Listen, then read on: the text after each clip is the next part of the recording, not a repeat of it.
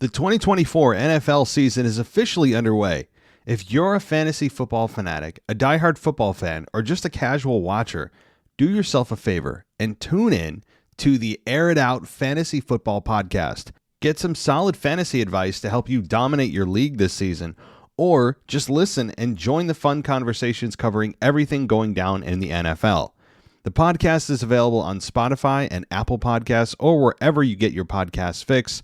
Give them a follow on Instagram at Air It Out Network. That's Instagram at Air It Out Network. Or you can subscribe to their YouTube channel where you can check out clips and shorts from the show.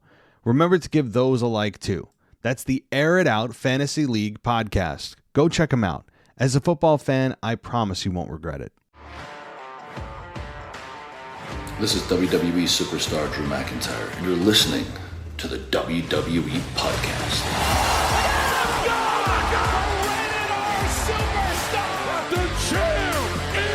The one that everybody wants, me. Becky Lynch is going to WrestleMania. Claymore!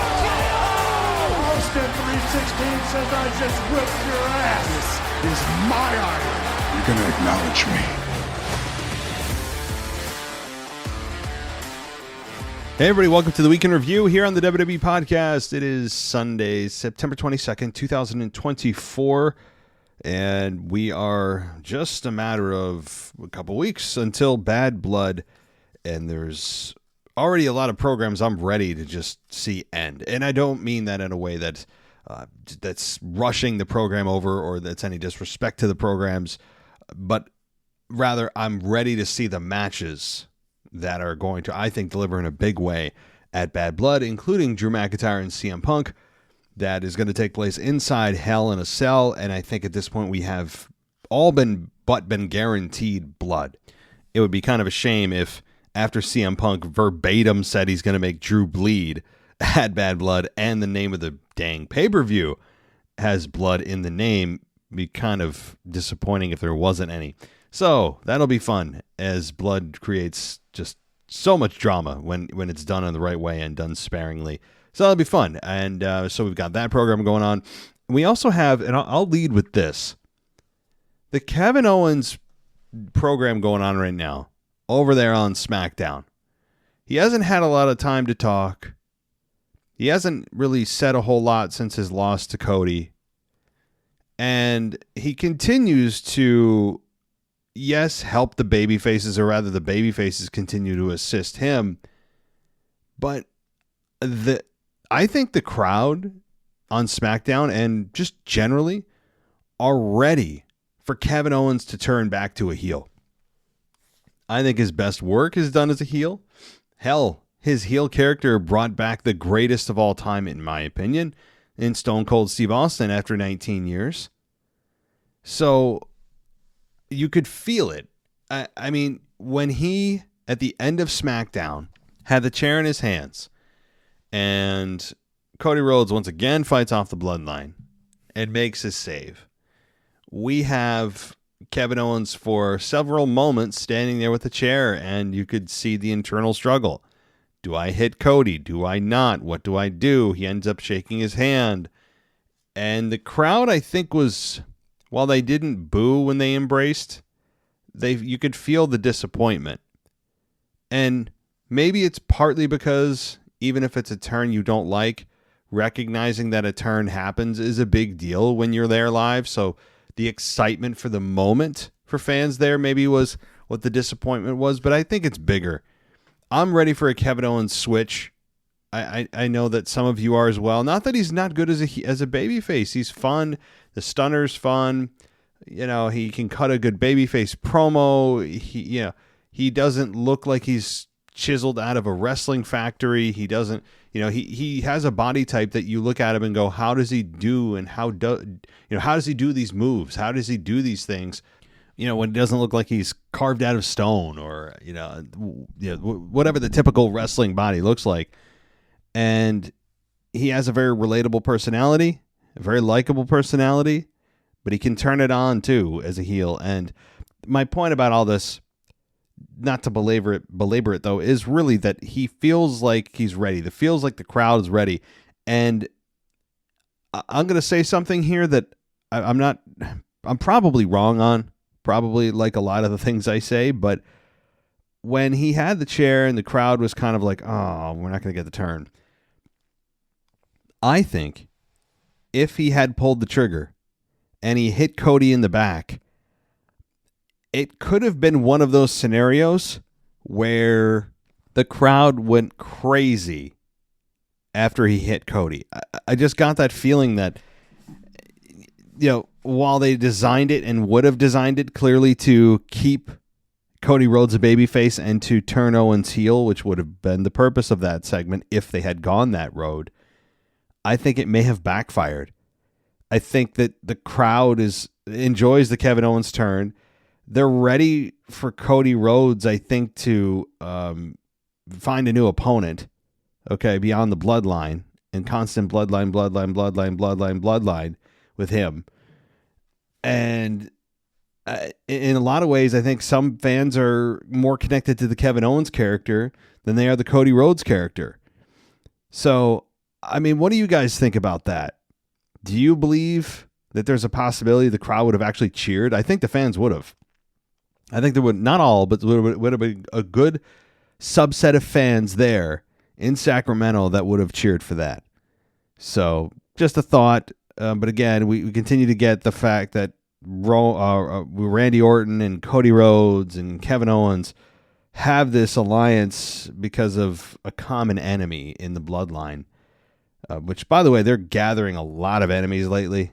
We saw that on SmackDown manifests itself with DIY. Johnny Gargano and Ciampa come out and come to the aid of Kevin Owens. And so you have them. You have also the Street Profits that are still getting generally a pretty good reaction. But boy, are they ready. It's just like they're holograms of a former team. I mean, they don't get any mic time, no storyline progression. They're just frozen in time, from 2020, and they have not moved. And not that they're not good in the ring, and they still, I guess, have chemistry, but they're just there. They just exist to, I would imagine, make it look like the tag team division has depth, and they're an established team with credibility. But I mean, I don't know what the Street Profits are really doing at this point anymore. They're not going to win tag titles. We're all ready for them to split too. But my point about all this is that you have the bloodline here collecting a lot of enemies, and that ultimately could lead to their downfall. But I'm not sure if it will, outside of just creating opportunities for good matches and other teams to get the rub off of the bloodline.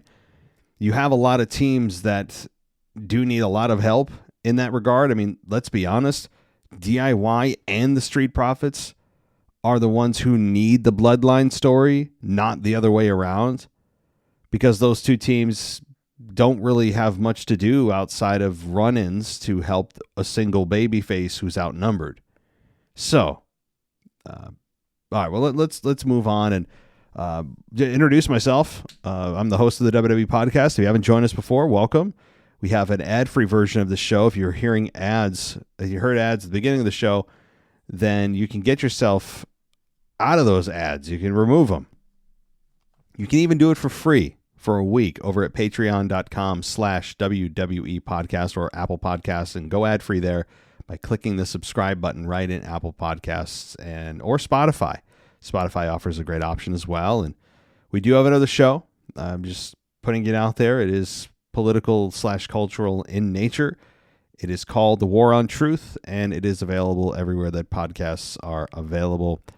And check it out if you care about such things. And if you don't, no problem. Stick around for some fun wrestling talk, and we'll give that to you the best that we can. But all right, so on the front of the bloodline and Cody Rhodes, and really more specifically Roman Reigns and Cody Rhodes, who are teaming up to take on Solo Sikoa and Jacob Fatu at Bad Blood. The cinematic promo with Roman Reigns and Cody Rhodes that took place on SmackDown, which, by the way, I'm not counting as a Roman Reigns appearance because it was obviously taped beforehand, and they can say he was a part of the show, but that's not true. They're trying to create a presence for Roman while he's not there as a babyface, which is smart. But I know this segment has got a lot of praise. This segment has gotten a ton of praise from fans. I really haven't seen much negativity about it, and I think generally rightfully so. You know me here. I'm gonna say something that's gonna, I guess, pour cold water on this. It's coming. But I will outright say it was a good segment. If you're going to create these cinematic movie-like, segments for wrestling, which is not done a lot and hasn't really been done since the pandemic era when they had pretty much free reign to do whatever the hell they wanted with no live audience, and every match seemed, especially with those specialty matches, like wasn't there a swamp match with Braun Strowman and Bray Wyatt, and all the nonsense that went on and all the pre-tape stuff. I actually really didn't like the graveyard, or was it the graveyard match between AJ Styles and Undertaker that ended up being Undertaker's final match. I actually didn't enjoy that as much as most people did. I think if I could design his exit, that would not have been it at all. In fact, that may have been the last thing I would have him do. Another topic for another day. But generally, I wasn't a fan of the cinematic stuff because it felt too phony. It felt too produced. It's not how people really talk, and on and on. This segment, though, was very effective, and it did get the point across that these two don't like each other, which makes total sense. They aren't suddenly buddy-buddy. I like that. These two are mortal enemies for a better part of 2 years, and now they're coming together to fight a common enemy. And I appreciate that. The fact that these two, again, aren't smiling and hugging and making out in the middle of the ring, that there is some animosity that's still there. And that Cody said all he wanted from Roman was his word that he was going to have his back and I'll have yours. Roman said, you have my word, but when this is all over, I'm coming to take that back, the WWE Championship. And interestingly, at the end of that segment that took place inside the Georgia Tech Stadium, I don't know if that's the name of the stadium, but where Georgia Tech plays, where Roman Reigns had his football career begin, you had Cody Rhodes and Roman Reigns step to go the same way and crossing paths symbolically, I think, right? They physically actually crossed paths, literally did. And, obviously their careers are and have been crossing paths several times, as we all know, for a couple of years now. So I think that's kind of what it was a throwback to. And then they got physically crossed paths, but Cody ended up saying, okay, well, no, you go ahead. And Roman said, not just here, like in life, that you are in my way. And then the segment ended with Roman Reigns walking off with drone shots in Georgia Tech, the football field. And it was all very dramatic. All very dramatic, all very well done, all very well edited. And both performances by Cody and Roman were done very well. I am not taking anything away from either guy, including, yes, even Cody Rhodes. I can't, because what they wanted to accomplish in that segment, I think they did. But the question is, do you like that kind of stuff? Even if it's performed exactly how it should be, if you don't prefer that type of style of wrestling, then it's not going to be for you. However, I would imagine most of you enjoyed it. And I would say I think I did too. The better part of me, though, or I should say, I don't know if a better part of me, but a big part of me was just worried that this is now going to give WWE a green light to do this all the time. Sometimes WWE has a habit of finding something that works or gets a big positive reaction from fans, and then they repeat it over and over and over and over and over to death. There's nothing wrong with repeating something that obviously your fans, your customers enjoy. But then there's sometimes the WWE way of just beating it to death, and then it just becomes overused. That's my fear. That's what Vince did a lot, especially when he was given the all clear during the pandemic era to do whatever he wanted. So let's, for my sake anyway, I hope that's not the acceptance and reaction that WWE was hoping for to get the green light to go ahead and now make every segment, every promo a movie. I don't need that. I don't need that. Some of you may really love it and want more of it, and this is more just preference, guys. I can acknowledge the talent, but at the same time say it's not for me. So for what this was, though, since we haven't seen it in a while and it was different, I enjoyed it. Also, at the end of SmackDown, you did see, and this is a small thing but interesting, we saw credits at the end of the show. It wasn't just the WWE logo that tells you they're about to go off the air and says like, oh, copyright 2024, whatever show they're on, Raw, SmackDown. There was actual credits of executive producers, how it's like at the end of a TV series or TV show, when the episode's ending, you see sometimes the credits come on before the actual end of the show. That's what we saw here. I don't know how I feel about that. I know, again, it's a small thing, but why do we need it? I don't need to see Triple H's name at the end of the show. We all know who's running the show. We all know who's making the creative decisions final. That's Triple H, Paul Levesque. So I don't know what that was about. I don't know. I don't need to see Triple H's name at the end of a show and thinking, oh, thanks for all this great creative, Triple H. That would be the equivalent of Vince McMahon at the end of every one of his shows putting executive producer or head of creative Vince McMahon. It's like, it's a reminder what you're watching is a TV show. They don't do this with sports.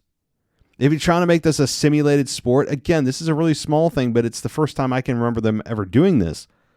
When you're watching a sport, they don't put on the names of the executive producers as they're going off the air. That's a TV series move. That's a sitcom move. You don't do that. Again, small, but if immersing yourself in this reality is paramount to getting an emotional connection to the product, this is a small thing that chips away at it, I think. So I hope they don't continue to do it, but am I going to die if they don't? No. But, all right, well, let's move on. I just wanted to say that with the cinematic stuff. I hope they don't just suddenly decide, wow, what a great reception. Let's do it again next week and the following week. I've got some great ideas. Kevin Dunn would be very proud that WWE this week moved away from being a wrestling company in this segment to being I guess a Hollywood special. So I'll just end and say, for those that saying, I don't know how you didn't like it, you're a Cody hater. No, I have to repeat myself here because I get emails that seem like that you guys aren't listening to me. Some of you just, you hear my stuff and I don't know what it is. You want to hear what you want to hear. I will just say, I thought it was effective. I wouldn't take the segment back. It was well executed by both parties. Well done editing. All that. The filter they used on the video was very well crafted. But my point is, I don't want this all the time. I really don't. All right, well, let's take a quick break for the sponsor of the episode today, and then we'll be back with a lot more to talk about on SmackDown and a little bit of Monday Night Raw, so stay right here. The 2024 NFL season is officially underway. If you're a fantasy football fanatic, a diehard football fan, or just a casual watcher, do yourself a favor and tune in to the Air It Out Fantasy Football Podcast. Get some solid fantasy advice to help you dominate your league this season, or just listen and join the fun conversations covering everything going down in the NFL. The podcast is available on Spotify and Apple Podcasts or wherever you get your podcasts fix. Give them a follow on Instagram at Air It Out Network. That's Instagram at Air It Out Network. Or you can subscribe to their YouTube channel where you can check out clips and shorts from the show. Remember to give those a like too. That's the Air It Out Fantasy League podcast. Go check them out. As a football fan, I promise you won't regret it. All right, let's talk about Santos Escobar and LA Knight, who I mean, continue to put on really, really good matches. I mean, particularly LA Knight. Yes, he had the couple of botches. He needs to stop jumping up to the top rope and trying to do what he's doing. And I think what motivates him to continue to do it is when he F's up, he wants to show he can still do it and do it twice. And then he F's up again. Oh, I almost had to beat myself. But look, Knight, we know you're an athletic, big guy. You've got a great personality. You're on a hell of a roll. You're U.S. champion. Please don't do it. Yeah, if it's like, even if it's like a 75 to 80% successful execution rate, not worth the risk. Because now you've slipped up on that more than twice. I think it was like 3 or 4 times now we've seen you slip up on it. And I'm not saying it's an easy move. I'm not saying that you're not capable of doing it, but the success rate is not great. You want it at like 95 to 99% with that kind of move. And it's just now you've conditioned us to go, oh, he got it. Oh, is he going to F up again? You know, is he going to slip up? So, I mean, if he doesn't remove it, fine. But he's now labeled that move forever, stained it as a botch possibility. And it is higher risk than necessary. The ropes get sweaty, they get oily. It's difficult to do even if neither are true. It's a high level of difficulty. It looks like a simple move, but we all as fans, I think, don't understand the level of difficulty that even moves that look simple are. So for LA Knight, anyway, beyond that little point, I think him and Santos have had a fun program. This looks like the end of it, given that he hit the BFT clean on Santos, or I'm sorry, on Andrade. I said Santos. I get them mixed up. On Andrade, I apologize if I said Santos a few times. My bad. Andrade.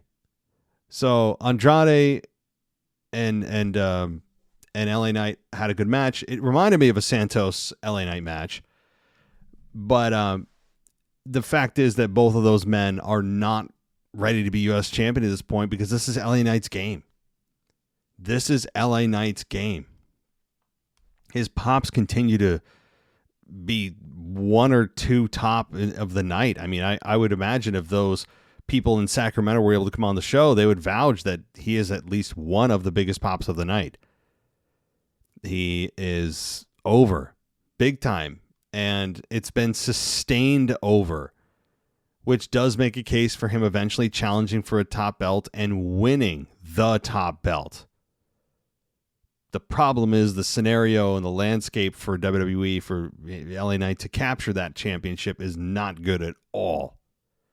The wrong time of year. You're now looking at WrestleMania season on the horizon, I should say. You can see it. The Rock is about to come back. He, is going to challenge Cody Rhodes. Maybe right off the bat, maybe at WrestleMania. You have Roman Reigns still now lurking and telling Cody Rhodes, hey, I'm coming back for your championship. And Solo, who may still continue to try to chase it. But even if he didn't have any of those contenders, a babyface championship match is, while not unprecedented, it's not beneficial for especially Cody Rhodes or LA Knight. I think it would make fans choose they would present fans with a decision that they don't want to make. A lot of fans love both guys, and to have to choose who they would support in that, I think it would split a lot of fans, frustrate them. But I'd still love to see it. I honestly think eventually, if you put them together, the fans would probably side with Cody because of the star power he has. But you never know. LA Knight took a long time to get a singles championship around his waist, and the fans look at LA Knight as a '90s throwback, and I think in a lot of ways he is, from the way he speaks to the way he dresses. But that'd be an interesting combination: 1-on-1 LA Knight and Cody Rhodes for the Undisputed Championship. I would imagine it would depend on the city you're in, the scenario, who turned on who. Maybe it was just happenstance. Lots of hypotheticals here. So let's get off the hypotheticals and talk about what did happen. And again, that is LA Knight continuing to roll, continuing to have a really fun United States Championship run, and we'll see where things end with LA Knight, who could go to WrestleMania as champion, but I don't know if they'll. I really don't know. I mean, LA Knight, if he loses the belt prior to Rumble, there's a good chance he could be in the final four of the Rumble. I mean, that is a real possibility. But with so many things we already know on the table, it really negates LA Knight from entering, the U.S. or the Undisputed Championship picture in a meaningful way. It precludes him because of all the bigger names. It's just the way it is. The bigger names, bigger stories that are about to descend upon Cody Rhodes. Namely the final boss. All right. So we had an interesting tag team match here with Bayley teaming with Naomi to take on Nia Jax and Tiffany Stratton. Fun match. I still continue to sing the praises of Nia Jax for the most part, outside of absorbing the typical I won a Queen of the Ring or King of the Ring tournament, and suddenly everyone's I'm royalty, and we're supposed to play along. And it's tired, it's exhaustive, it's all the things. I don't care if you're a babyface and you do this. Very few people who in the past have done that have succeeded in a way that helps really boost their career by changing into that personality. Booker T is the first one that comes to mind. King Booker was transformational for his career, but by and large, most men and women that win this, that absorb that personality. I'm not saying that when they win, it doesn't do anything. I'm saying the personality that they take on by winning it. Like, remember Zelina Vega winning it last year? Yeah, no one does, because she was talking about subjects and kings and queens and carrying a scepter and all that things, and no one remembers, So anyway, the bigger picture is who gets the title shot? Naomi or Bayley? Probably both. This seems to be a scenario of a triple threat ready to go in this Tornado Tag Team match. That, by the way, to WWE's credit, lasted 11 and a half minutes. Maybe one of the longest women's tag team matches of all time. I mean, not saying much, but it was pretty damn long. I mean, hell, look at Jade and Bianca's matches. Mainly because of Jade's lack of skill in the ring and protecting her weaknesses. They don't go more than 6 minutes. This is about a double of a typical Jade and Bianca tag team match. So it was fun, and I appreciate it. All right, we had a vignette where Chelsea Green was picking up trash and gagging around a dumpster while complaining she had to fight Michin on her own turf, and she was attacked by bugs and a raccoon at one point, and we had Michin, told Michin she would pay for this. Fine. Yeah, I mean, Chelsea Green, boy, I will say, I don't know if I should say. You know what I'm going to do, guys? I'm going to have you venture on over to another podcast to have me talk about political stuff in wrestling. I'll just leave it at that. My next episode, in part on the War on Truth, go check it out, is going to be about wrestling and politics, specifically this kind of stuff that drives me crazy. Anyway, I'll just stop and move on. We have, let's see here. Kevin Owens and the Street Profits versus the Bloodline. That ended up being the main event, which I already talked about the finish of that. The match did end in just under 15 minutes to a no contest. And that was where we got another tease of a KO heel turn. And like I said, I really, really hope they pulled the trigger on that. Really do. But overall, I think it was a fun SmackDown. Yes, we also had Giovanni Vinci and Apollo Crews. Giovanni Vinci, from one bald guy to the next. Okay, I think I can speak on this. I'm part of the bald community here. I have a lot of years under my belt, a lot of experience under my belt. I think I speak from a place of honesty here. The dude looks weird. Grow your beard back. The half goatee ain't cutting it. Okay? Please. He just looks creepy.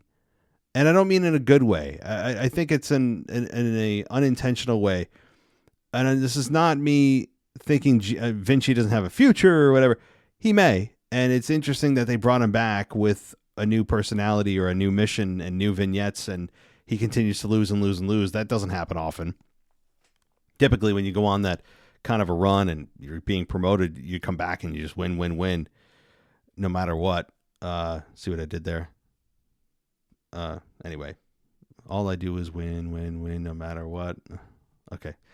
So, that lame. But we have Vinci, who continues to lose, and he lost a second time here to Apollo Crews, who's on a bit of a winning streak for himself. And that's momentum right there. You have one guy on the descent. You have one guy on the ascent. And for Apollo Crews, what does this mean? I don't know. He continues to win, and racking up wins, I guess, that's what you want to do if you want to move up the ladder. But as we all know in pro wrestling, it doesn't have the same meaning or weight as it does with traditional sports.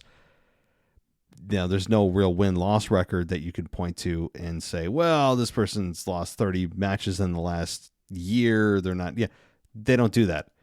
So I guess it's how you win, what's on the line, that kind of thing. Who are you beating? And in this case, it's Giovanni Vinci, and he rolls him up. And then after the match, Vinci goes crazy and beats down Apollo Crews. So this is clearly not over, but I would imagine even in their third encounter that we have Vinci lose again to Apollo Crews. Maybe that's just going to be his gig. Maybe that's going to be his gig, is like the dude just can't win. Even Michael Cole said, that's all fine and well that you attacked Apollo after the match, but you got to win matches. And that's true. It's true, but that may be his gig that gets him over, is he just can't win a match. That there is something to that. I don't know. I will say there's something to that gets fans' attention because it's unique. Fans would find it entertaining, but it also does kind of preclude you from title contention. So you'll get over in a way that you'll get that attention you want, but it does also put a ceiling on you because you won't win a championship anytime soon. Fans aren't going to take you seriously, so it defines you down automatically.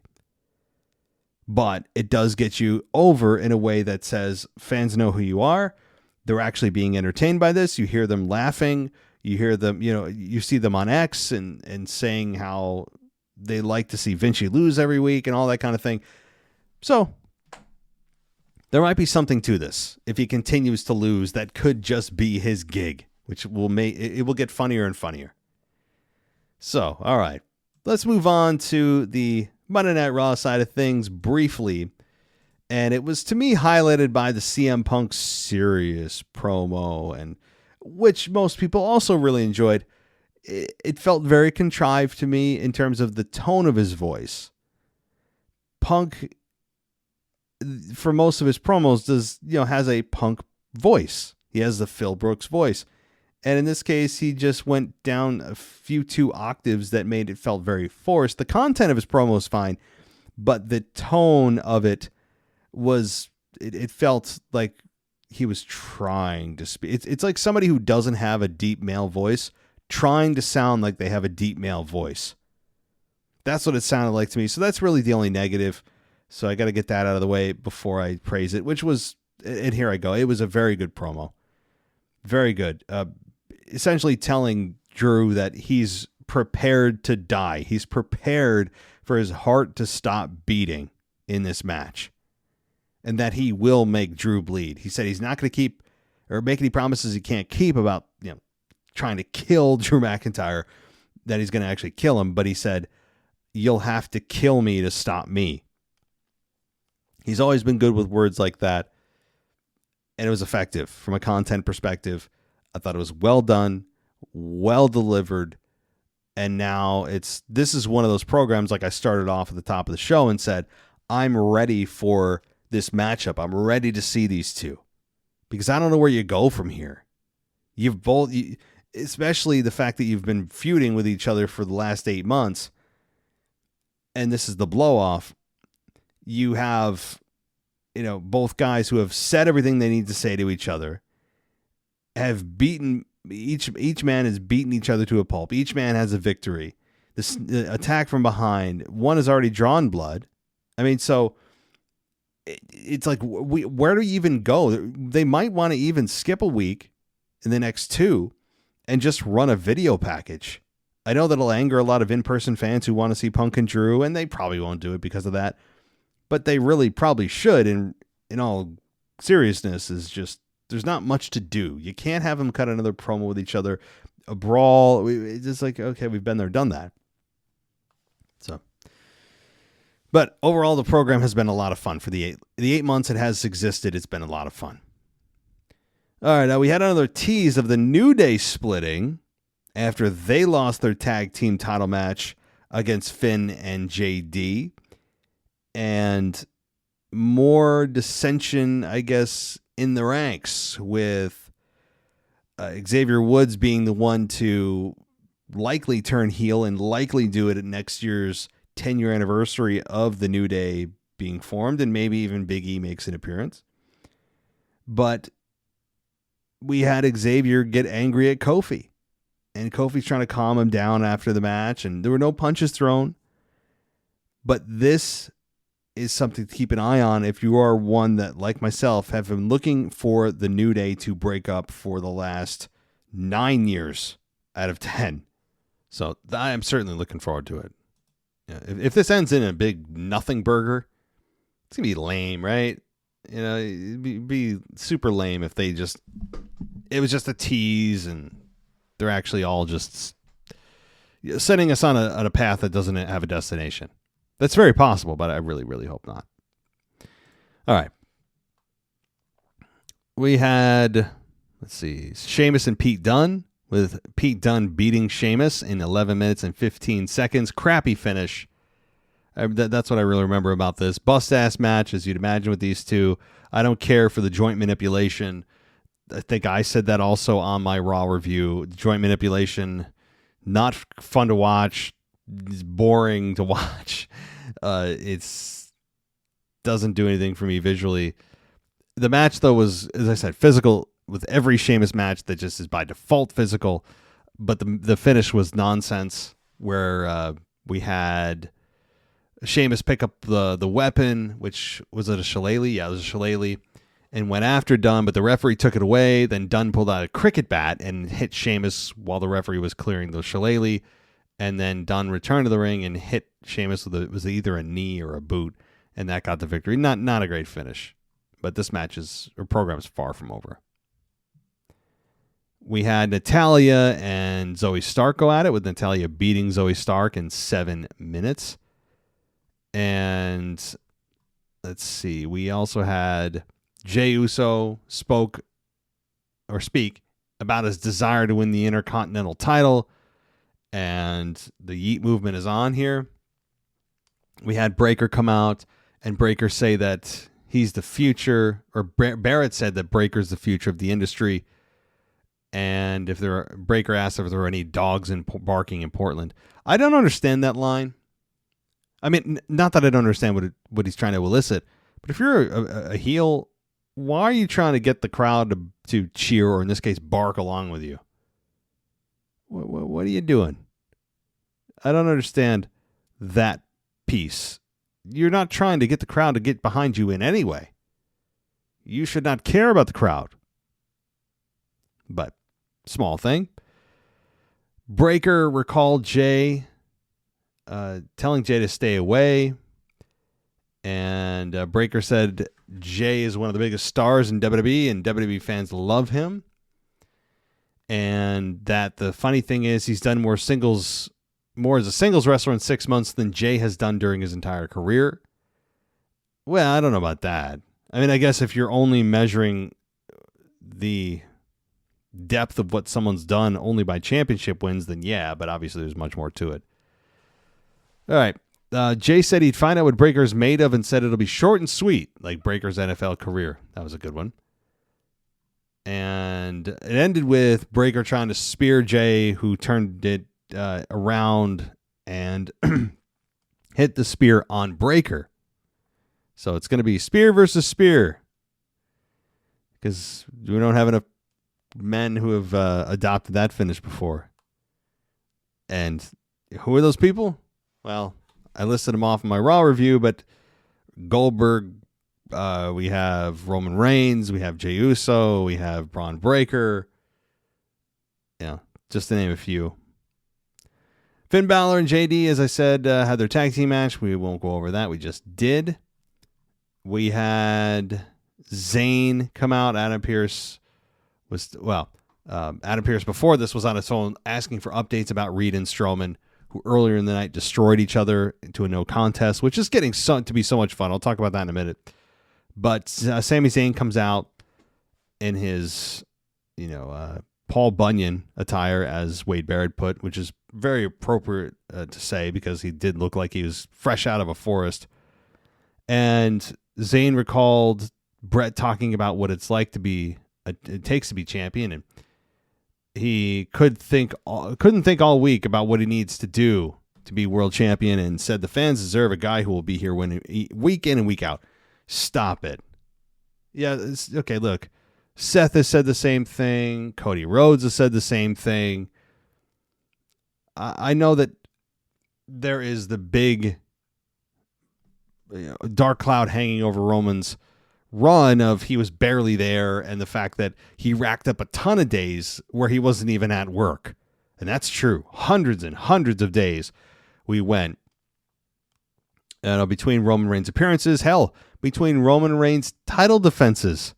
Was it this year or the previous year where Roman didn't defend his belt? Oh, it couldn't have been this year.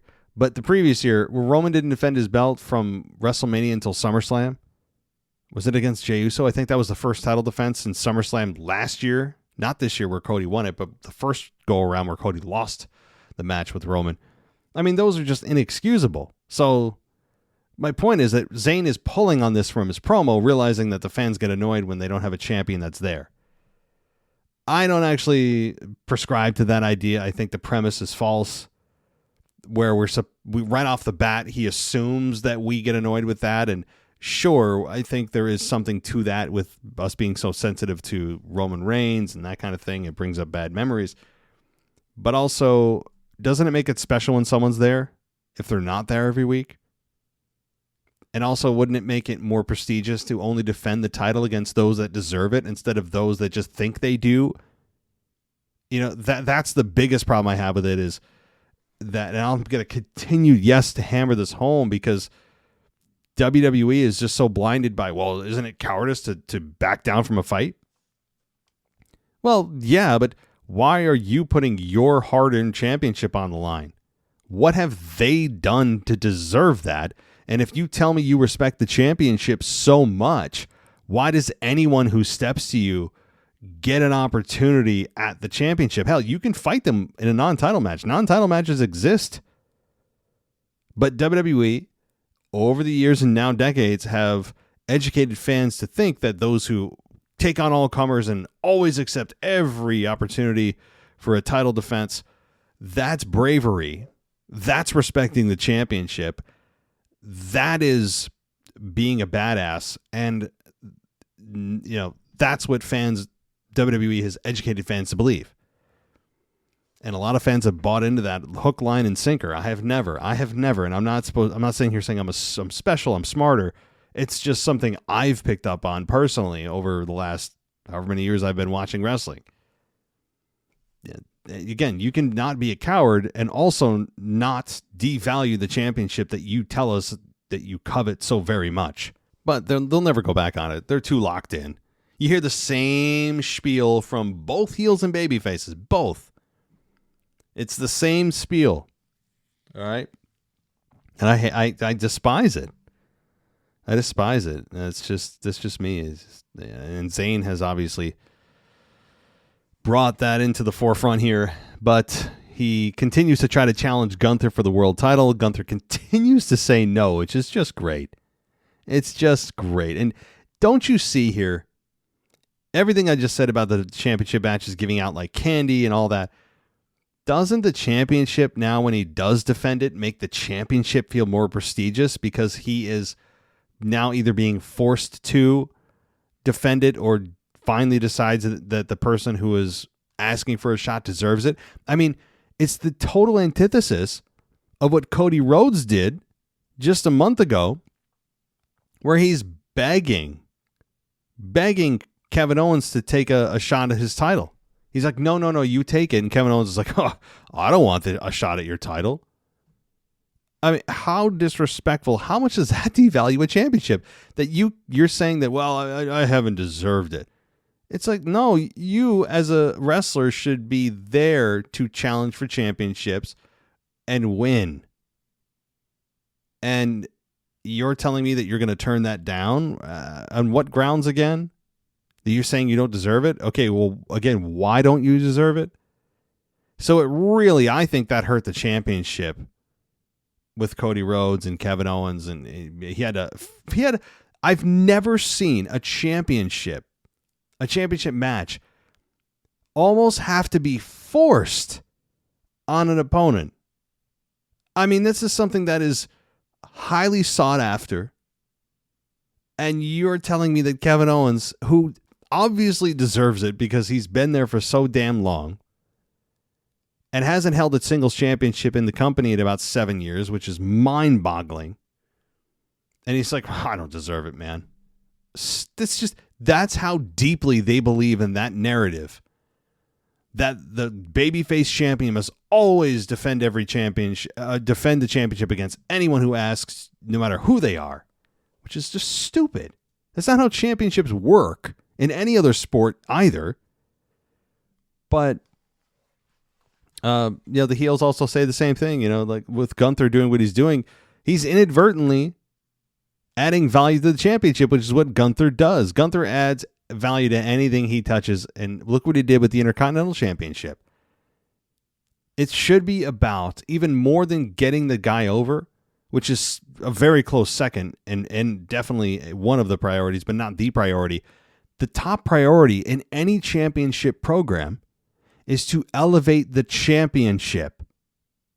It should be finding ways to add value to the thing that you are trying to hold on to or to regain. Or gain for the first time, depending on the scenario. Why? Because people will come and go. Faces will come and go. Retirement, injury, God forbid death, just whatever the case. Faces come and go. But championships, it sounds corny, are forever. And that's what's going to stay. So wouldn't you adding the value of the thing that's going to be there forever be paramount? I guess I think I'm talking into the void at this point with WWE. I mean, they'll never, I think, ever go back on their narrative of just, well, it's cowardice. Like their whole premise is, it's cowardice. It's cowardice if they don't. It's like, no, they can still fight. They just prefer to not put the title on the line. Perfectly reasonable. But that's not how it's told to us. It's cowardice, and they're running from a fight and all this. Nope. Would anyone say Gunther's a coward? Nope. All right. I think I've done enough there. But Kaiser got in the ring, and we had Zayn question whether he even needs Gunther anymore. He's just being Gunther's mouthpiece. And Gunther was about to leave the ring, and that's when we got the beatdown of Sammy, who ended up recovering between the beatdown of Gunther and Kaiser on Sammy, and ends up hitting a haluva kick on Kaiser while Gunther looks on. Again, Gunther still says no, but maybe even this week he will eventually be forced to say yes, or Adam Pearce will say yes on his behalf. So Bianca Belair versus Io Sky happened, and that match was 12 minutes. Again, double any of the title matches that, at least on the televised side of things, maybe not PLE, I'd have to go look, with any of the tag team matches with her and her and Jade. You have Bianca in a singles match, and it's double that time because she's perfectly capable of it.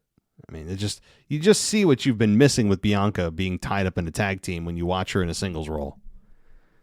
But Io Sky beats Bianca, surprisingly, and Io Sky gets a big victory, but it doesn't really matter because right now Bianca is not in the singles scene. All right. We have Damian Priest versus Dominic Mysterio, with Damian Priest beating Dom in 13 minutes. We had, that was it. I think that was it. Yeah, so solid Raw, headlined by the promo with Punk, I think, and a SmackDown that was cinematic, memorable, teased some things. All right, and definitely, as I said, teased the Kevin Owens thing that we'll see if that actually comes to fruition or not. I hope they do, but I hope they're also prepared to understand that it could completely blow up in their face if they do have him turn on Cody, that the fans could decide to turn on Cody and side with Kevin Owens. That is a real possibility. So, alrighty. That'll do it for me tonight on the WWE Podcast here in the Weekend Review. If you want to join us over on Patreon, you can do that. Go ad-free at patreon.com/WWE Podcast. You can also go ad-free on Apple. Both offer 1 week free trials if you're interested. All right, that'll do it. Thank you so much, everybody, for listening. And, yep, I'll talk to you next time. The 2024 NFL season is officially underway. If you're a fantasy football fanatic, a diehard football fan, or just a casual watcher, do yourself a favor and tune in to the Air It Out Fantasy Football Podcast. Get some solid fantasy advice to help you dominate your league this season, or just listen and join the fun conversations covering everything going down in the NFL. The podcast is available on Spotify and Apple Podcasts or wherever you get your podcasts fix. Give them a follow on Instagram at Air It Out Network. That's Instagram at Air It Out Network. Or you can subscribe to their YouTube channel where you can check out clips and shorts from the show. Remember to give those a like too. That's the Air It Out Fantasy League podcast. Go check them out. As a football fan, I promise you won't regret it. Thanks for listening to the WWE Podcast. Don't forget to subscribe on your favorite podcast app so you don't miss a show, or head to WWEpodcast.com. And for all of these shows ad-free, head over to patreon.com/WWE Podcast. Until then, we'll see you next time.